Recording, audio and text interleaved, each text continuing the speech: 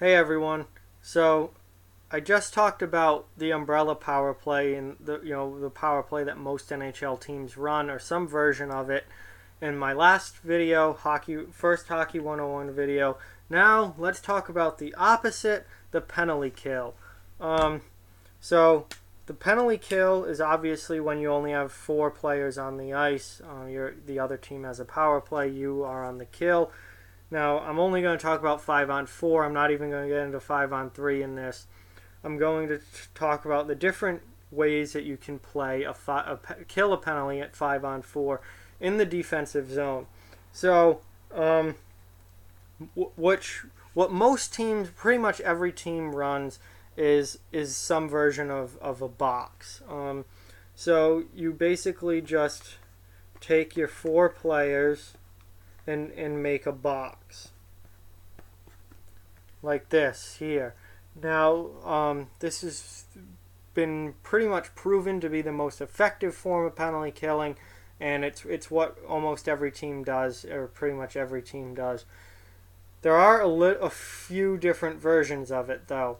Now, the point of the box is to have sticks in the passing lane and basically close off the middle of the ice. If they're shooting from out here, that's fine. You've got guys in front of the net to take care of the net front. You've got forwards out here to take care of guys at the point and at the tops of the circles. You should be all set that way. Now, some teams run a very conservative, tight box. And basically, what they do is they want two guys really close to the front of the net, and then the forwards, everyone collapsing down. And you collapse down into a really tight box here, and basically you don't let anything into the slot.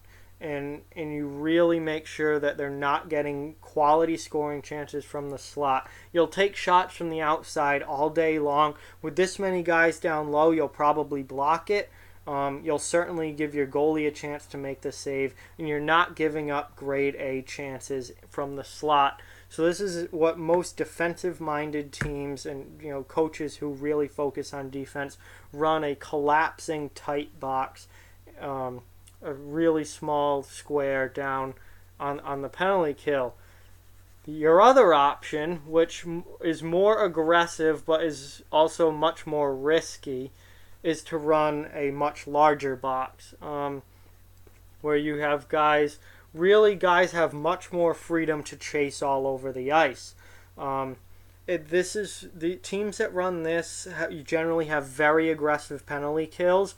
They're constantly moving, they're constantly skating and disrupting the offense. And basically the goal of this kind of penalty kill is to be in the puck carrier's face as soon as he gets the puck. Don't give him any time to do anything with it. Don't give him any time to make a play. Be on top of him as soon as he gets the puck and take the puck away. And this is you see a lot of shorthanded goals scored from teams that run an aggressive open penalty kill like this, because they force turnovers, they disrupt the offense, they get in the way, and they get a lot of breakaways and odd man rushes going the other way, and they score a lot of shorthanded goals. However, it's a risk-reward system. There's also a lot of risk involved because you are leaving the middle of the ice wide open. When you have players chasing all the way out to the point, defensemen chasing all the way down into the corner and behind the net, you are leaving huge chunks of open ice in the middle. And if your disruption doesn't work, if you don't get there quick enough, if you're don't get the turnover, you're in a lot of trouble, because they have one more player than you on the ice, and you just ran off into no man's land, either by the point or down in the corner, and they're outnumbering you going to the net, and that leads to a lot of goals against. So this open box kind of power penalty kill, it can be very, very disruptive and lead to quite a bit of shorthanded offense, but it also can lead to a lot of goals against, and it's very hit or miss. The reward potential is a lot higher than running a tight box, because you get so many shorthanded opportunities and turnovers. but the risk is also much higher, and it's really about weighing, your options as to what do you think has a better chance of happening. Do you think you have a good shot at getting a shorthanded goal against this particular power play or with these particular players on the ice, or does it end up being you're giving way too much space to highly skilled players on the other team because you're off running around all over the place? I think the best thing for any team to do as far as penalty kill goes would be to run kind of a hybrid system between both. I think it should largely depend on who you're playing, what their power play looks like, how good of players do they have on the power play, and also who do you have on the ice? Do you have someone like Michael Grabner who is a threat to score a shorthanded goal every single time? Or do you have, fourth line guys who are just kind of going to dump the puck out and go for a change? If you run a tight box all the time, you're really not going to get much shorthanded offensive opportunities out of that. You're not going to get odd man rushes. Everyone's collapsed down low, but you're also going to give up a lot less goals, in theory at least. If you run this kind of penalty kill all the time, where it's really open and flowing and everyone's chasing and spread out over the place, you're going to get a lot more offensive opportunities, but you're also going to give up a lot more goals. Because chances are someone somewhere is going to make a mistake, something's going to go wrong, someone's going to get caught out of position, and it's going to end up in the back of your net quite a few times. So if I were coaching a hockey team, which I am not a coach, but if I was, I would definitely tailor my penalty kill towards the opposing team's power play and their roster. Who do they have? If you attack Connor McDavid with a penalty kill like this, he's going to make you look silly. He's going to go right around you with some great skating move or stick handling move. You're going to have at least one, if not two guys out of position because of it, and then he's going to pass it across ice and someone's going to have a tap-in goal. Now, if it's not as skilled a player as Connor McDavid or Sidney Crosby or someone like that, then you can run this kind of penalty kill and get a lot of turnovers out of it. So against highly skilled players, I'm more of a pack-it-in type guy. Cover the front of the net. Don't give them any grade A chances. And, if they beat the goalie from way out here, then so be it. That's the chance you take.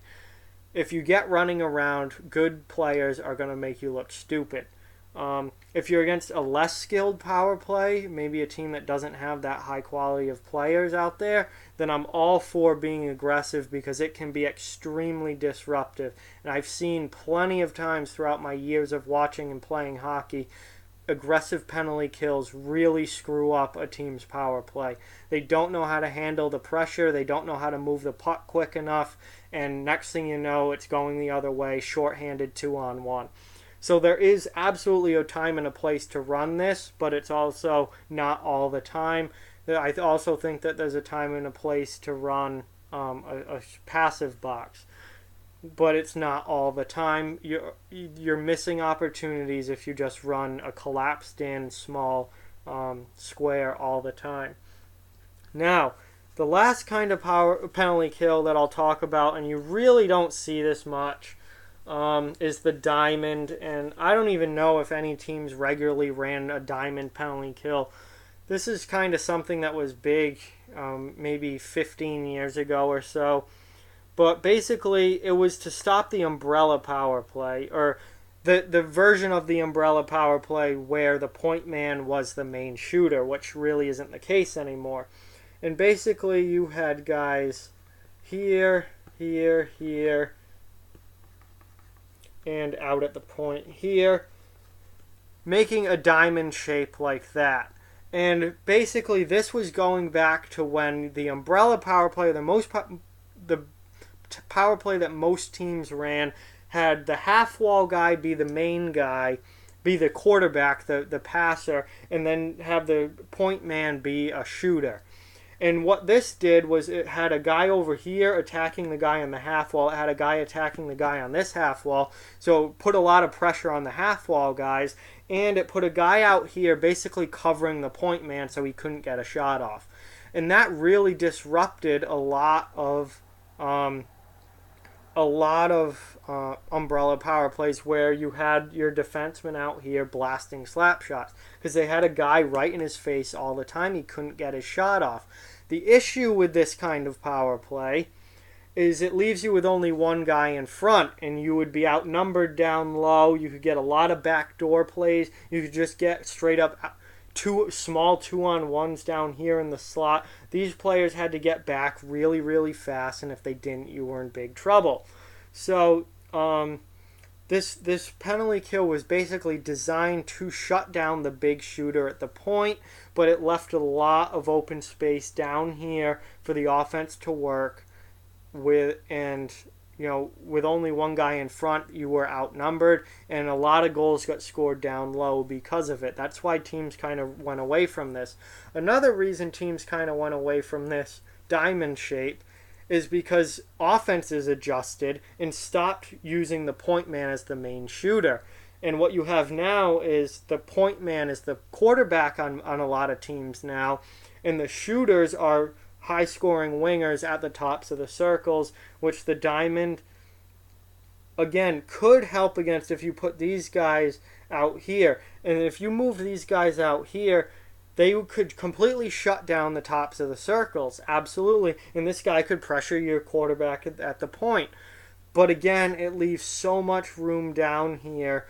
All it takes is one of these guys to be beat, or even without even beating any of these three out here, you have one guy to cover the two low guys. It doesn't work out. You give up goals. So the diamond power play, it worked for a short period of time, a little bit, or the diamond penalty kill, excuse me, but it didn't pan out to be a long-term solution because it just left too much space down low and one guy to cover all of it. It just doesn't work. So you don't really see that be used much at all anymore. Everyone pretty much runs some form of a box, of a square, and really the only thing that changes is how aggressive are you. Some coaches want them to all compact down to the front of the net and really just cover the slot and make sure you don't give up any grade A chances. Other coaches allow their guys to be much more aggressive and much more free-flowing, and that leads to a lot of shorthanded opportunities, but it also leads to a lot of mistakes and players out of position and goals given up that way. So obviously, no matter what penalty kill you're running, you're at a disadvantage. You have one less player on the ice. You're going to give up goals.